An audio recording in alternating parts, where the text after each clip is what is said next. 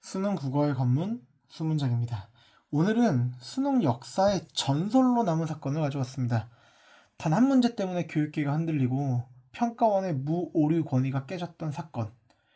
바로 백석 고향 17번 사태입니다. 해당 수능은 수능 국어가 아니라 수능 언어일 때 출제되었던 문제고요. 2004년, 즉 2003년도에 시행된 수능이었습니다. 여러분들 이 사건이 왜 중요하냐고요? 우리 수능 국어 문학에서 가장 위험한 착각 중에 하나를 박살냈거든요. 문학은 공식이나 감으로 푸는 것이 아니라 문장을 장악하는 것이다.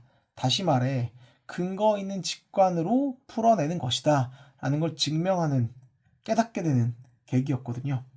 그 본질을 딱 한 문제로 보여드리겠습니다. 오죽하면 이 문제가 정답이 첫 번째 정답, 두 번째 정답, 복수 정답이 되었는가, 그것도 어떻게 최초의 사태가 되었는가, 이 본질을 파헤쳐 보겠습니다. 문제는 단순했습니다. 지금 고양이라는 시가 화면에 보이실 거예요. 사실 잠시 멈추시고 이 고양이 작품과 27번의 문제를 풀어보셔도 좋을 것 같습니다. 풀어보셨다고 생각하고 들어가 보도록 하겠습니다. 백석의 고향에 등장하는 이 의원, 한의사겠죠. 이 신화 속 요소 중 유사한 기능을 고르는 거였습니다. 평가원의 공식적인 논리는 이랬습니다. 의원은 화자를 고향으로 이끌어준다. 고향으로 들어가는 입구 역할이다. 그러니 3번, 17번에 3번에 있는 미궁의 문이 답이다. 딱 여기까지는 그럴듯해 보이죠? 논리적으로. 출제자의 의도가 또 그러하니까 타당해 보이기도 합니다. 그런데 상위권을 포함한 44만 명의 수험생이 당시 5번 시를 찍어버린 게 아니라 읽어냈습니다. 자, 시를 딱 한 줄만 볼까요? 이 마지막 부분의 행입니다. 손길은 따스하고 부드러워 고향도 아버지도 아버지의 친구도 다 있었다. 이 한의사가, 이 의원이 팔을 잡아 맥을 보는데 이 촉감을 느꼈던 거잖아요. 여러분, 이 게이트는요, 미궁의 문, 게이트 통과하면 끝입니다. 딱딱하고 수동적인 경계일 뿐이죠. 그런데 의원의 손길은 어때요? 화자의 팔을 잡고 맥을 짚고 그 온기로 끊어졌던 기억을 현재로 이어줍니다. 이건 입구가 아니라 생명줄 같지 않아요? 테세우스에게 이 실이 무엇입니까? 미궁 속에서 나를 안전하게 연결해주는 유일한 장치죠.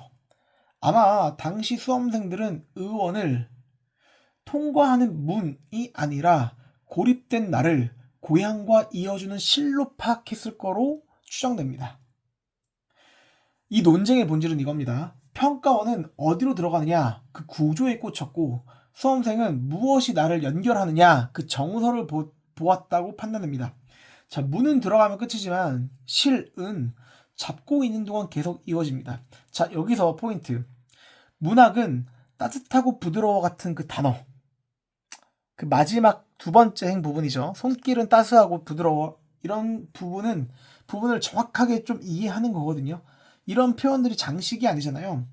이건 정답을 가르는 결정적인 포인트였을지도 모릅니다. 문학은 구조 위에 반드시 정서가 얹히거든요. 단순히 비문학은 아니니까요. 이 한의사 의원이 문처럼 보일 수는 있어요. 실제로 문의 역할도 하죠. 하지만 시의 마지막이 따뜻한 손길로 끝난다는 것, 화자가 지금 실시간으로 연결되고 있다는 감각을 보여주는 겁니다. 문장의 온도를 잡아내는 힘, 바로 제가 말하고자 하는 이 문장 장악의 방향입니다. 사실 이 사건 이후 수능 문학의 발문 자체가 바뀌었습니다. 매우 중요합니다. 당시 17번의 발문을 보겠습니다. 가의 기억과 유사한 기능을 하는 것을 보기 위해서 고르면, 자, 좀 허전하지 않으세요? 여기 이 부분이 가장이라는 말이 없었습니다. 그냥 유사한 것을 찾으라고 했죠. 그러니 3번 미궁의 문도 유사하고 5번 실도 유사하면 둘 다 답이 될 수밖에 없었던 것입니다. 그날 이후 평가원은 깨달았습니다. 아, 해석의 다양성을 막으려면 상대적 비교가 필요하구나. 그래서 지금 여러분이 보는 모든 문제는 가장 적절한 것은이라는 표현이 붙게 된 겁니다. 이 가장이라는 짧은 부사 하나가 평가원의 거대한 방어막이 되었습니다. 설령 다른 해석이 가능하더라도 우리가 제시한 보기에 비추어 볼 때 이것이 가장 상대적으로 우월한 정답이다라고 할 수 있는 주장할 근거를 만든 거죠. 무엇으로? 가장이라는 부사로.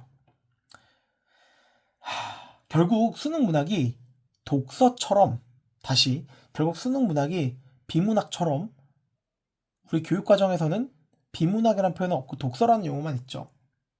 결국 수능 문학이 독서화된 것, 비문학화된 것도 이렇게 차가워진 이유도 여기에 있습니다. 오답 시비를 피하려고 지문의 명시적인 근거를 꽁꽁 묶어두고 해석의 폭을 좁히기 시작한 거죠. 하지만 기억하세요. 문학의 진짜 힘은 그 차가운 논리 속에서도 문장의 온도와 연결을 잡아내는 그 깊은 감상력, 독해력에서 나온다는 것을요.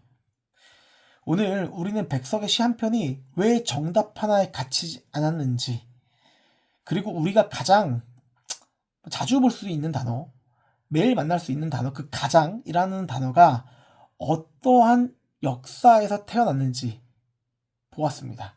가장의 고향, 백석의 시의 고향이라는 문제 때문에, 이 고향에서 출제된 문제 때문에 시작됐다라고 판단할 수 있겠네요. 44명의 직관이 옳았음을 증명한 건 어떻게 보면 화려한 스킬이 아니라 텍스트에 대한 집요한 장악력이지 않았을까 생각합니다. 백석의 시는 너무 좋아서 추후에 여러 컬렉션을 통해서 더 우리의 문학 감상력을 증대하는 텍스트로 제가 활용할 예정입니다. 여러분, 오늘 여러분의 마음을 잡고 있는 건 미궁의 문입니까? 아니면 실입니까?